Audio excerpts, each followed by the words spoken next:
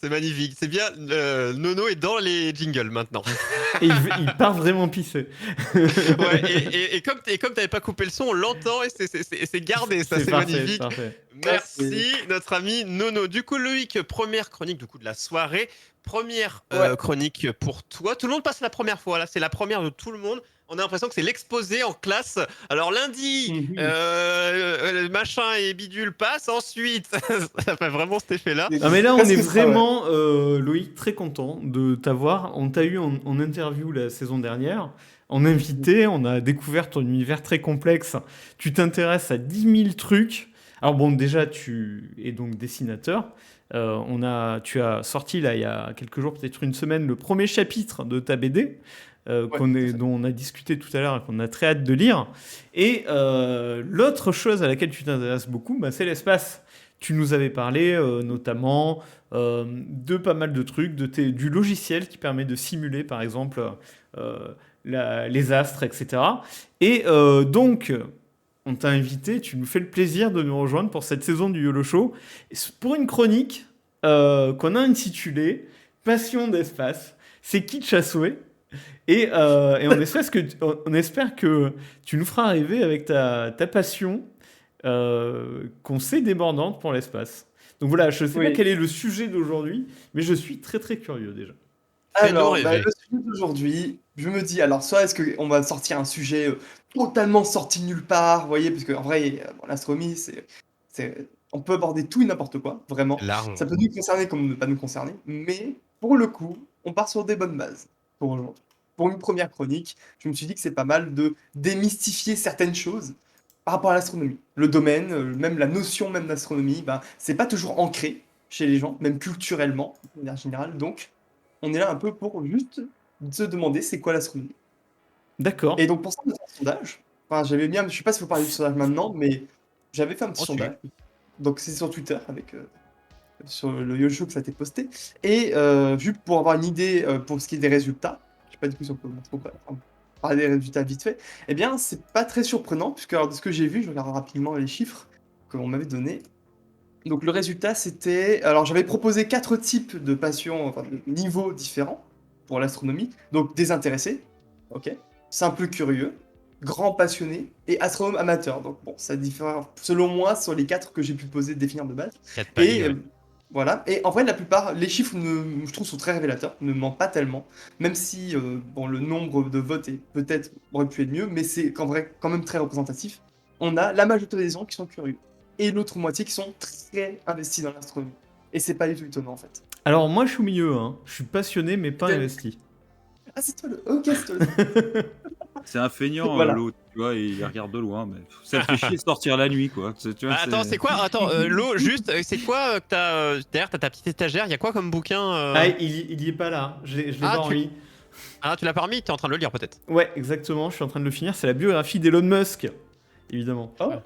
C'est ton livre d'étagère. Et parce que j'aime bien Musk, moi j'aime bien le côté technologie et le côté, par exemple les lancements de SpaceX, je les regarde et j'aime bien le côté espace, nouvelle frontière, tu vois, l'aventure humaine et technologique, j'aime bien ça. donc voilà. Et du coup, je voulais revenir un peu au sujet d'aujourd'hui de la chronique. Parce que voilà. Bah, pour commencer, déjà, qu'est-ce que vous savez sur l'astronomie? Comment est-ce que vous diriez, vous définirez l'astronomie? Moi, Comme ça. je Avec vos mots. dirais qu'on fait ça depuis des siècles et des siècles, voire des milliers et des milliers d'années, puisque les Mayas, etc. la- le- L'astronomie, c'est vieux comme la civilisation. Alors évidemment, L'étude c'est des astres, quoi. Ouais. l'étude des Je sais astres, pas si quoi. c'est une question, mais oui. Je sais pas si c'était une question, mais oui, en effet, depuis très longtemps, c'est ancré dans la nature humaine. L'étude des étoiles, enfin, Mhm. des astres. Et, Et euh, ben, ouais. et on y trouvait une utilité parce que on gérait l'agriculture, etc. Il y avait tous les cycles de la vie qui étaient par rapport aux observations astronomiques. Alors aujourd'hui, moins, évidemment. Mais c'était vraiment très très très important dans notre culture et dans les civilisations passées. En effet. Et au final, aujourd'hui, c'est beaucoup plus sorti de notre vie actuelle, hein, de la vie qu'on mène actuellement. ces dernières dizaines d'années, en fait. Et donc, c'est un peu dommage. Et je trouve que justement, il y a encore des gens qui restent malgré tout très passionnés. Malheureusement, pas la plupart des gens. Donc, comme je l'ai dit, la plupart des gens sont à peine juste curieux. Donc, c'est pour ça qu'on aime bien amener le sujet auprès des gens, etc. Parce que voilà, ça fait partie de nous, au final aussi, où on vit, etc. Mais bon, on va en venir après à ça. Mais il y a beaucoup de choses à dire en si peu de temps. Donc, Bah, c'est la on va avancer. technologie, moi je pense, qui fait, voilà, juste voilà, pour ça, c'est Ça a ce que aidé, disait mais Lo, lui, ça. c'est la technologie qui lui fait aimer ça, et je pense que c'est les gens majoritairement, c'est le côté un peu technologique qu'il y a autour vis-à-vis de, on parlait d'Elon Musk, mais il y a d'autres choses, voilà, qui fait que les gens Mhm. aussi, ils portent un intérêt encore plus grand que simplement se dire que l'astronomie ou autre, rien que lever la tête quand il y a une nuit étoilée ou autre, c'en est déjà quoi. Et Mhm. donc bon, C'est la normal. C'est vrai que technologie. ça implique un maximum de gens. En fait, n'importe qui peut être concerné par ce domaine. Et bah, pour apporter une première définition de ce qu'est vraiment l'astronomie, pour dire, voilà, les gens pensent à quelque chose de compliqué, des sciences, des maths, des trucs comme ça, eh ben non, pas du tout. C'est pas du tout le cas, en fait, concrètement. La définition la plus simple qu'on peut donner de l'astronomie, c'est que c'est une science, bon, comme les autres sciences, que ce soit la biologie, la physique-chimie, etc. Mais elle vise que l'étude des astres et du ciel, pour être très globale. Donc, ouais, il faut différencier avec l'astrophysique. Souvent, les gens disent, oh, il y a l'astrophysique et tout. Non, l'astrophysique, c'est pour expliquer justement les phénomènes qu'on observe dans l'astronomie, Comme les déjà. trous noirs Et et... bah voilà, expliquer comment fonctionne un trou noir, leur activité, tout ça, voilà, là, ça rentre dans l'astrophysique. Alors qu'il y a aussi, à côté, bah, il y a aussi l'astrologie, qui, elle, est considérée comme une pseudo-science. Donc voilà, je ne porte absolument aucun jugement sur les gens qui sont passionnés d'astrologie. Mais voilà, c'est vraiment à séparer. Beaucoup de gens s'amusent à mélanger les deux, mais ça, les astronomes n'aiment pas trop. Donc voilà. Et donc voilà, ça donne à peu près une approche globale de ce que c'est l'astronomie. Mais l'astronomie, c'est donc une définition, mais c'est pas que ça, bien sûr. C'est différentes parties, je dirais, que j'ai moi-même définies comme étant les plus importantes. Au moins pour juste, bon, partir. Là, après, c'est quelques dizaines de minutes. Non, pas forcément, mais voilà. On se dira, voilà, je sais que c'est ça l'astronomie, puis voilà, pour avoir une base. Donc, premièrement, l'astronomie, c'est une notion d'échelle. Une notion d'échelle, c'est-à-dire qu'on est dans un univers qui comporte plusieurs échelles, tellement qu'il est grand, tellement que nous, on est petit. Eh bien, il faut savoir démystifier toutes ces échelles dans l'univers. Donc, on a, bah, par exemple, nous, notre échelle, hein, le mètre. Après, on a donné des unités de mesure, l'année-lumière. Donc, ça, c'est encore plus grand. Entre les deux, l'unité astronomique, voilà. Donc, par exemple, pour se rappeler à quel point on est petit dans l'univers, vous voyez la Terre et le Soleil, ok? Si je décide de prendre la Terre et que je la réduis à la taille d'une bille, ok, comparé au Soleil, vous pensez que le Soleil est combien de fois plus grand? Ou on peut le comparer avec quel objet à cette échelle? Vite fait. 100 fois, à 1000 cette fois. échelle, il est comme un bus. Ah, 100 fois. Mhm. Ah bah, alors là, c'est la valeur qu'il a donnée, c'est bien ça, c'est 100. Et c'est comparé à une baguette de pain. D'accord. Prenez une baguette de pain et c'est à peu près la taille du Soleil en comparaison. Donc vous voyez, prenez la taille d'une bille, voilà. Là, on comprend, vous voyez, la notion d'échelle, c'est énorme. Voilà. Je me suis même amusé aussi à calculer, par exemple, la distance Terre-Lune pour trouver des gros chiffres à faire peur. Vous voyez la distance Terre-Lune? Bon, c'est environ 300 000 km la distance. Et si je la rapproche à quelque chose qu'on connaît, si je prends une piscine olympique, tout le monde connaît à peu près ce que c'est une piscine olympique, hein. Euh, vous savez combien faudrait une piscine olympique pour faire cette distance? Il en Euh, faudrait peut-être à peu près combien l'ordre de grandeur? quelques millions. Bah, 60 000. Il en faudrait exactement 6 800 000. Ah non, Ouais. on est un peu loin quoi. Et donc, si je m'amusais à me dire qu'il faut. Alors, j'ai calculé 23 secondes, il faut pour nager, faire un aller dans une piscine olympique. Il faudra au total 5 ans à la nage pour faire cette distance. Ah oui. Et la Lune, on la voit tout le temps dans le ciel. Et on n'y pense pas toujours à quel point c'est loin, qu'à quel point. Et Alors, donc, ça apporte ça, l'astronomie, dans un premier temps. il y a un astéroïde qui nous a frôlé, je crois, hier ou avant-hier. Et Mhm. il est passé à 250 000 km, c'est-à-dire plus près que Mhm. plus près que la Lune. Un peu plus près que la Lune, un petit peu plus. Putain, ma bagnole, elle avait 250 000 à l'époque. Ah bah là, c'est Ah c'est une merde! analogie, hein. Putain, je l'ai vendu. Ah, ouais, si, je l'ai vendu.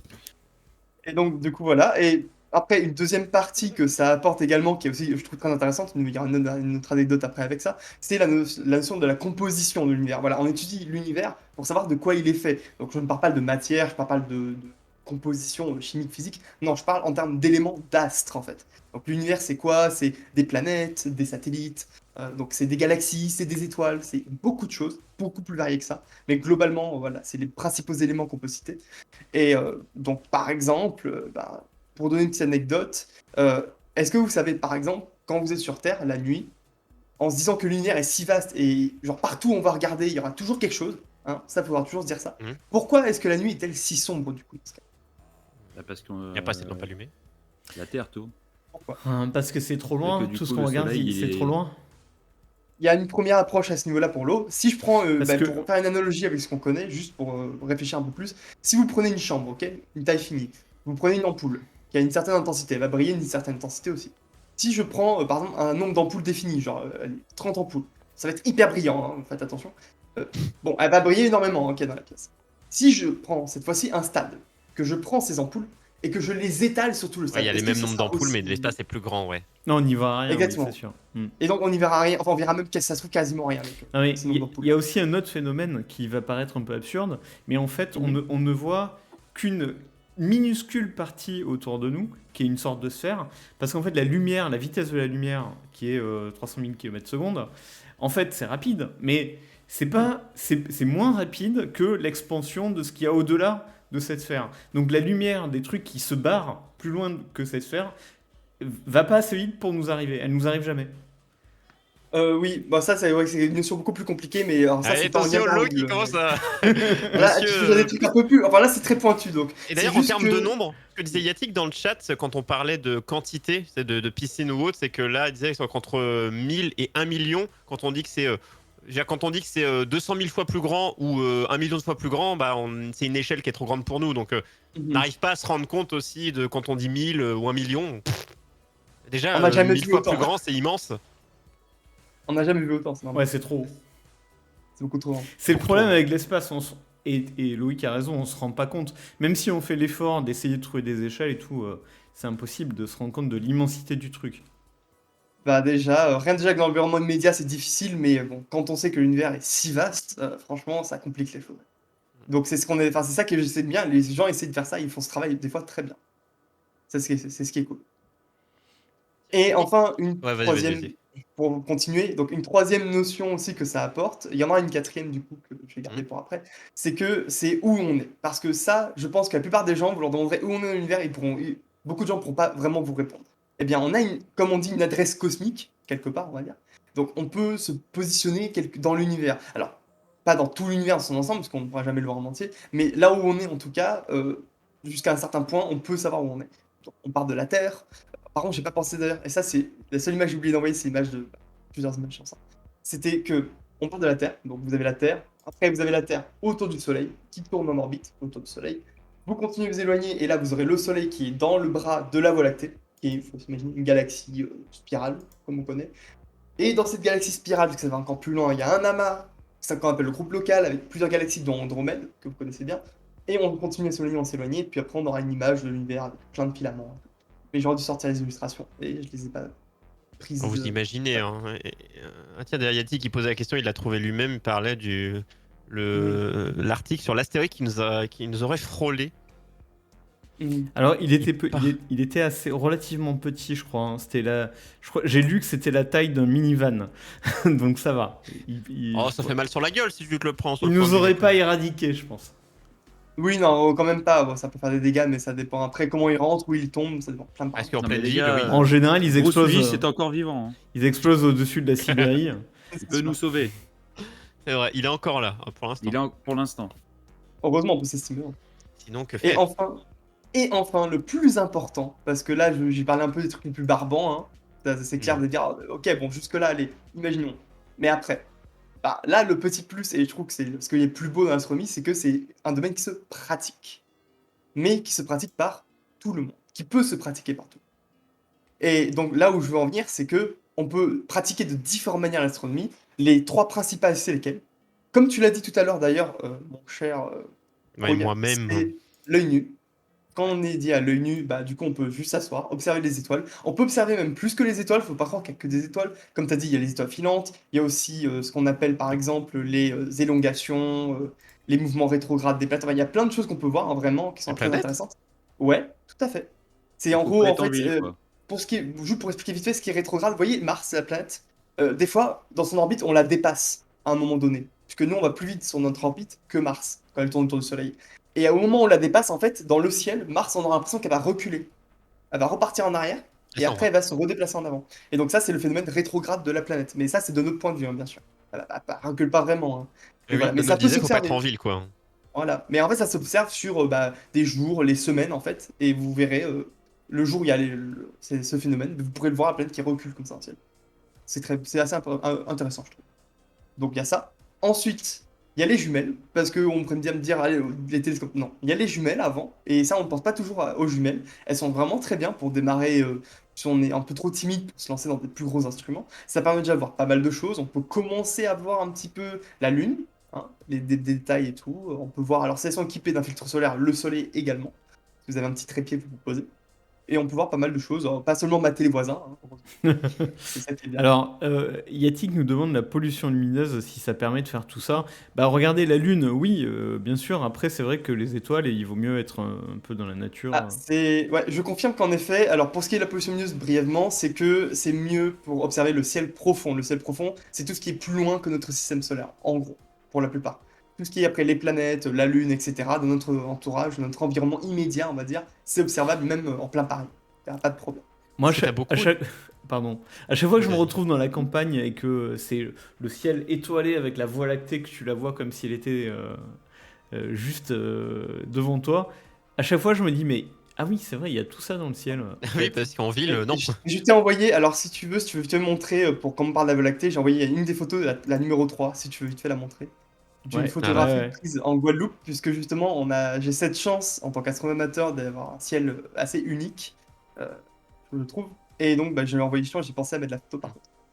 Donc, c'est une photo du ciel, alors elle a été prise à la pointe des châteaux, ok, donc à l'extrême est de la Guadeloupe. Vous imaginez que c'est un sorte de gros papillon, avec une pointe, en fait, un petit peu à tout à droite, à l'est. Et donc, vous avez clairement que l'océan à perte de vue, en gros. Donc pas de pollution lumineuse, là. Absolument, quasiment. Alors, on en voit un tout petit peu en bas à droite, c'est la ville de Saint-François, mais elle émet très peu C'est de pour ça que tu as pollution. plein d'observatoires scientifiques ou autres qui sont j'allais dire dans le Sahara, mais dans les déserts, enfin dans des endroits très très reculés pour sur les qu'ils aient une montagnes. netteté dans les montagnes ou Absolument. autres. Mais bon, malheureusement, il n'y en a absolument aucun ici. C'est vrai que souvent la météo n'est pas toujours tout le temps clémente. On n'en a pas, je sais Oh. pas combien de jours de soleil par an non plus. Donc, bon, on n'a pas d'observatoire ici, malheureusement, à ma triste nouvelle. Mais on a un ciel quand même magnifique et pour le coup, heureusement que j'ai un télescope et je peux en profiter tout ça. Voilà. Donc voilà, j'ai cette chance. Et par la suite, alors après, pour continuer, il restait les télescopes. Donc, les télescopes, c'est clairement les instruments qu'il faut acquérir quand vous vous lancez dans l'observation. Tout d'abord, les lunettes, hein, petites lunettes astronomiques, 80 mm de diamètre à peu près. Alors, prenez pas les jouets, je vais le dire tout de suite, c'est de la prévention, les gens. Ne prenez pas de jouets à jouer club. Je sais pas si vous avez déjà un jour acheté des télescopes chez des magasins de jouets, pour quelqu'un d'autre, de la famille, etc. Mais C'est de la merde. jamais ne faites ça. Jamais ne faites ça. Mais pourquoi? Parce que Autant jamais. pourtant c'est beaucoup moins cher et c'est une bonne introduction, non? Alors, en fait, je vais juste te dire, en fait, c'est extrêmement, enfin, pas cher, je trouve, oui, certes, mais la qualité, il est vraiment pas du matériel. Déjà, souvent, c'est du plastique, même pour les lentilles. Alors, du coup, ça tient vraiment pas le choc, ça tient très peu de temps. Et souvent, j'ai eu le décès quand on me montrait des instruments comme ça que ça marchait pas, en fait. Donc, ouais, vraiment, c'est pas du tout fait pour ça. Et donc, ce que je recommande, c'est de vous rapprocher dans des magasins, des boutiques en ligne spécialisées. Et je peux vous dire qu'une lunette, c'est vraiment, pour le coup, c'est un peu plus cher que ça, en fait, Mais le c'est prix vraiment d'entrée, pas c'est cher. quoi? À partir de combien tu dis, pour commencer, tu mets quelqu'un qui dit j'ai envie, tiens, faut mettre au moins combien? Entre combien et combien? Moi, je dirais que vraiment le minimum, à ma connaissance, ça serait 150 euros. Ah ça va, j'aurais dit plus. C'est D'accord. pas. Ça Vraiment, va. mais alors, je précise que ça reste du matériel qui vraiment va vous donner, enfin, ça va vous donner mais des années, hein. La plupart des matériels que vous achetez dans le domaine de l'astronomie, ça tient très longtemps. On D'accord. l'entretenait bien, Yatik etc. supposait 800 balles le prix d'entrée, mais non, 800 euros, on commence à Non, avoir des non, non, choses non. très très Ah, bonnes. À 800 après, euros il y en a plusieurs Guadeloupe. niveaux. Ça dépend. Non. Bon, moi, pour le coup, je vais vous dire, mais je vais vous donner un exemple. Bon, ça, j'ai parlé des lunettes, hein, c'est assez petit. Moi, t'as la photo du télescope, tu peux la montrer, c'est la numéro. Elle y est, ouais. La photo. Elle y est. C'est la Je peux première, te hein, dire celle-là, ouais. C'est la première. Ah oui. Donc, c'est mon télescope que j'ai actuellement. Une belle bête, faut le dire. Mais ça fait quelques années déjà. Ça fait très longtemps que je l'ai. Très longtemps que je l'ai. Moi, du coup, je l'ai acheté en ligne. On me l'a fait livrer ici. Et le prix, c'était 400 euros. Voilà. Mais par contre, pour comparer à une lunette, ça va beaucoup plus loin au niveau des possibilités en termes d'observation. Ça, c'est clairement de l'entrée de gamme pour ce qui est du ciel profond. C'est-à-dire que déjà, les planètes, la Lune, etc., c'est énorme. Déjà, j'ai pu voir Saturne, mais comme je ne l'ai jamais vu auparavant. Et après, j'ai pu commencer avec la qualité du ciel que j'ai, heureusement, pas à Paris, hein, mais j'ai pu commencer à observer des galaxies, des nébuleuses avec. Mais toi, tu dis franchement, 400 euros le tien? 400 €, ouais. Et même je veux dire 400 que euros, c'est pas si onéreux que ça pour quelque chose de non. qualité, hein. Ah mais non, c'est ce que je veux dire justement, c'est vraiment enfin ça faut se C'est rendre vrai. compte, le matériel après moi ça fait depuis longtemps que je l'ai là, mais c'est vous l'avez pour je peux dire 20-30 ans hein, le truc je pense, hein. Vraiment Il y a ça vraiment sert moyen longtemps. de commencer à vraiment pas cher, quoi. Ah oui, mais voilà, donc tu vois encore je parlais de télescope, après entre les 2 vous voyez, il y a quand même un petit peu de nuance, hein, et donc bah, le prix pareil se nuance aussi. Je peux vous dire que pour 100-200 €, vous avez un truc qui est très, très bien pour commencer dans l'astronomie. Parce que quand vous commencez, il faut d'abord maîtriser son instrument, savoir le manipuler et cetera, c'est très important. Est-ce Donc il faut que vraiment démarrer sur des petits trucs. et il y a l'étape d'après où tu as le Mmh. télescope que tu peux programmer, la piloter, qui suit lui-même la course des astres? Ça, c'est autre chose, ouais. Alors, vous voyez, on a beaucoup entendu parler de modèles, j'ai plus le nom en tête, qu'ils ont lancé, qui est très cher, mais qui se pilote, vous voyez, via un Ouais. ordinateur sur portable, qui est un peu design et tout, là. Un peu petit, un peu compact, en fait, mais qui permet justement de faire de l'observation. Personnellement, j'ai un avis assez mitigé, parce que surtout que c'est très cher, et on essaie un peu de toucher les gens qui commencent dans ce domaine avec ça. Mmh. Je trouve que c'est pas très judicieux, parce que on croit que ça simplifie les choses, mais c'est hyper cher pour le faire, alors que c'est peut-être mieux de commencer avec un petit C'est instrument. pour les semi-pro, quoi, ce matériel-là, semi-pro, pro, quoi. Ouais, vraiment. Enfin, moi, Pour les vraiment, je pense amateurs, que c'est quelque chose de très loin, quoi. c'est quelque chose de très spécifique. Alors, souvent, les gens aiment bien voyager avec leurs instruments. C'est vrai que pour le coup, ça peut être très pratique. En Ça fait gagner parlant, du temps. parlant de voyager, la photo numéro 2, les petits trucs dans des boîtes.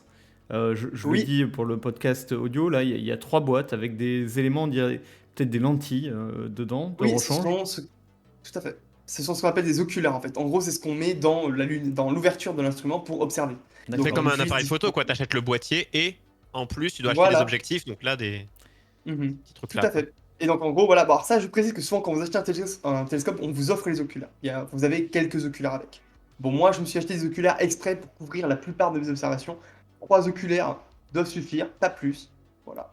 Ça, Ça c'est coûte mon petit cher, les conseil. oculaires à racheter à part. On a Non, dit le prix de l'objectif non, d'un télescope, c'est non, 250. quelques dizaines. En principe, alors je dirais que pour un pack de quelques oculaires, ça pourrait être ouais, plusieurs dizaines d'euros. Ça dépassera pas 100 € Oui. quoi. Donc, ok, ouais, c'est Ça. accessible. Ça reste aussi très accessible. Ça reste très accessible, voilà. Alors après, pour ceux qui vont peut-être oser parler de l'astrophotographie, puisque souvent les gens aiment bien J'allais y prendre des venir. photos. J'ai J'allais y remis ta venir. magnifique photo.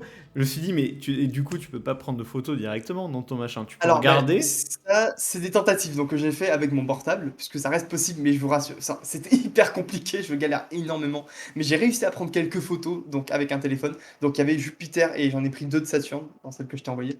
Et donc, ça, c'était alors au moment où on les voyait les mieux, les planètes, elles étaient à leur justement opposition maximale dans le ciel. On ne pouvait pas mieux les voir. Et on voit déjà des détails sur les photos, donc je suis assez content. La puissance déjà des smartphones est très impressionnante, vous voyez. Donc, c'est déjà super. Par contre, pour faire l'astrophotographie, pour y venir, le matos, j'ai quelqu'un qui a pleuré quand même pas mal pour s'acheter le C'est matos. quoi? C'est un truc d'adaptation pour pouvoir mettre le Euh, téléphone ou l'appareil? non, non, en fait, il y a plusieurs façons. Alors, la plupart des gens vont soit prendre des réflexes. En gros, ils vont prendre des bagues après qu'ils vont mettre au télescope pour prendre des photos. Ça, je pense que c'est la solution la moins onéreuse, mais c'est plus particulier. Après, ce qui est le plus onéreux, c'est d'acheter carrément des caméras dites CCD, par exemple, des caméras que tu mets. C'est carrément des petits tubes en fait que tu mets dans le télescope et qui va prendre les photos, les images. Et ça coûte combien, ça? Ça peut coûter plusieurs centaines d'euros. En plus. Et tout Ce mis petit- bout à bout, c'est un budget, hein, quand même. Et c'est un énorme. Alors souvent, il n'y a pas que ça, c'est que souvent il y a du matériel, les logiciels, l'ordinateur, les câbles, enfin il y a du branchement. Il faut aussi avoir un télescope qui, comme tu l'as dit, peut être motorisé, donc faire le suivi des astres. Très important pour la photographie, Mm. l'astrophotographie. Donc voilà, là c'est un tout autre niveau et pour le coup c'est compliqué de vouloir Après, démarrer dans ça. je veux remettre en perspective, le nouvel iPhone, il coûte combien? Il coûte 1200 € ou un truc dans ce goût-là. Donc, c'est un Moi je préfère budget, attacher à mais il faut avoir des priorités dans la vie. Voilà, moi en tout cas, je veux dire, pour ce prix-là, ça pour le coup, mon télescope, vous savez combien ça m'a coûté? Ça, c'est à cause du fait que je suis en Guadeloupe, par contre. C'est tout à fait normal. Je l'ai payé, alors vous voyez, je vous ai dit 400 €, je l'ai payé 1000 € au total.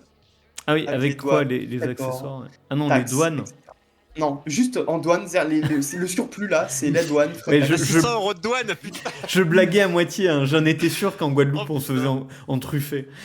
Non, mais parce qu'en vrai, c'est tellement C'était énorme le évident. truc qu'ils ne sont pas empêchés de. Voilà. Ah, mais quand c'est 2 fois le prix, on dit toujours que quand les prix d'expédition coûtent plus cher que l'objet lui-même, c'est de l'arnaque. Et Bah là, là. la douane. Quelle Oh, honte. putain. Bah, c'est pour ça que je me dis, je le chéris mon télescope. Je veux dire qu'en vrai, je me dis, ça en vaut la peine pour le ciel que j'ai, au moins je peux vraiment faire profiter à fond.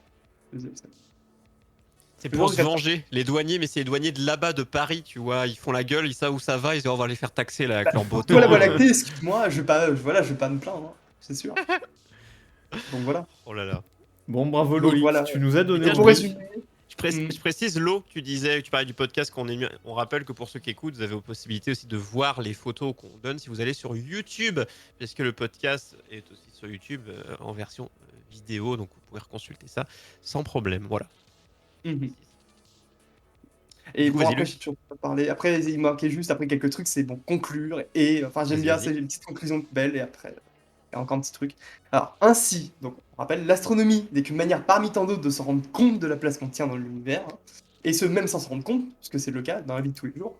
Donc, c'est l'astronomie qui apporte tout ce qu'on a aujourd'hui, la soif de découverte, qui nous amène à toujours nous poser plus de des questions, d'aller toujours plus loin dans la compréhension et de ce qui nous entoure.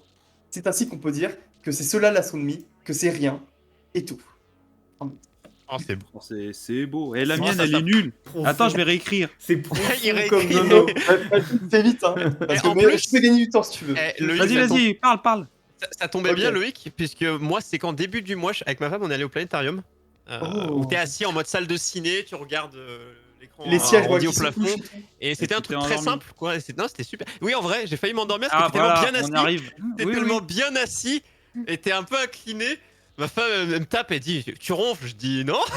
Tu mens? Non, c'est Mais pas c'était vrai. super cool. La fille elle parlait tout. En fait c'est super cool. T'es Oh, tellement la posé. vache. Ça a duré 1 heure et c'est cool. Je conseille. J'avais jamais fait. J'avais jamais été au planétarium. Mais c'est génial les planétariums. Moi, Et j'ai c'est jamais pu vraiment en voir. génial. Il y a plein de thèmes, plein de choses et les gens qui racontent ça sont assez bons en tout cas pour la personne. Venez à la cité Ouais, de mais l'espace.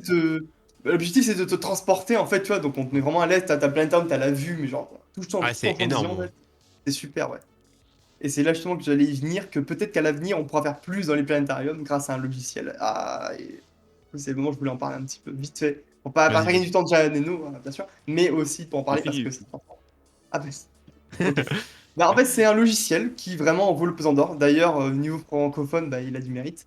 C'est que ce logiciel s'appelle Space Engine, pour résumer vite fait, Attends, et attends. il vous permet de manière Redis-le moins vite. Il s'appelle Space. Space Space Engine. Engine. Voilà, Space excusez-moi. Engine. Ouais. Désolé, l'excitation commence à augmenter, donc Ah on oui, est non, mais là, on va se la calmer. folie. Voilà. Et donc c'est un logiciel qui vous permet, pour être très global, si je réponds à une question, si je peux vous répondre à une question, c'est si vous avez toujours voulu aller quelque part dans l'univers, ça serait où? Eh ben moi, je vous donne une réponse à cette question-là. Sur Mars, Donc parce voilà. qu'il y a des femmes à 3 nichons. Ça pourrait être sur Mars, ça pourrait être dans les anneaux de Saturne, Moi, ça pourrait être dans une galaxie Proxima lointaine. du Centaure. Ça pourrait être, ben, on pourrait aller n'importe où en fait. Et ce logiciel-là, c'est le premier, je pense, de ce genre à le faire. Alors, on connaît bien Elite Dangerous qui lui reproduit la Voie lactée entière, hein, pour citer vite fait un jeu connu. Mais lui, il va énormément plus loin puisqu'on a l'univers entier dans son ordinateur. Mais vraiment, et je ne rigole pas avec le mot, je suis très littéral, entier dans son ordinateur. On a toutes les planètes, toutes les Mais galaxies, toutes les étoiles de l'univers. comment ils font C'est forcément faux, quoi. Non Ça, C'est alors ça, inventé. mais c'est simple, c'est une technologie qu'on utilise dans énormément de jeux aujourd'hui, la génération procédurale. Tout Oui. simplement. Le Donc, logiciel n'a pas de but prédictif. c'est une hein, il sorte va pas te d'univers dire qu'il va être parallèle. là. En gros, alors c'est pas un univers parallèle pour le coup parce que ça inclut le nôtre. Faut y penser. Il y a tout ce qu'on connaît qui est catalogué dans ce logiciel. En revanche, ce qu'on ne connaît pas et lui extrapoler, c'est plutôt une forme d'extrapolation avec de la génération procédurale. Donc tout ce qu'on connaît de l'univers, on va l'extrapoler à générer un univers possible qui contient le nôtre, parce que enfin c'est le nôtre, mais ça reste un univers possible. Tout simplement. C'est assez fou. Globalité. Et c'est énorme. Donc franchement, et déjà graphiquement il est magnifique. Photoréalistiquement, il se rapproche très bien de la réalité. Vous allez des fois confondre des photos de ce logiciel et de vraies photos, vous allez pas en croire vos yeux. Aussi, bah, que ce soit scientifiquement, au niveau de la génération, les planètes sont très bien faites, très réalistes, je trouve, quand même. Ça pourrait être amélioré, mais c'est déjà super. Enfin, voilà. Un énorme travail, voilà. Et bah, pour le coup, on est parmi les premiers côté francophone à en faire quelque chose de ce logiciel, puisque le gars qui l'a créé, il a créé au départ un moteur de jeu là-dessus. Et on a une entreprise française, du coup, qui a fait quelque chose avec lui, avec ce gars qui a créé ce logiciel. Donc c'est le premier à faire ça. C'est une entreprise française, je ne me rappelle plus du nom. Ils ont créé un jeu en VR basé sur ce moteur. Et donc, bah, ils ont gagné un prix, voilà. Vive les Français. Parce que, du coup, Et c'est un logiciel gratuit ou il est payant? il est payant sur Steam.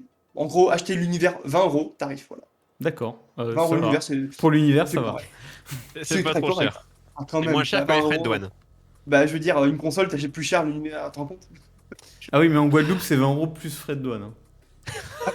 Même pour Bah, Steam. heureusement qu'on télécharge, c'est numérique, donc. Bientôt des frais de douane pour le numérique.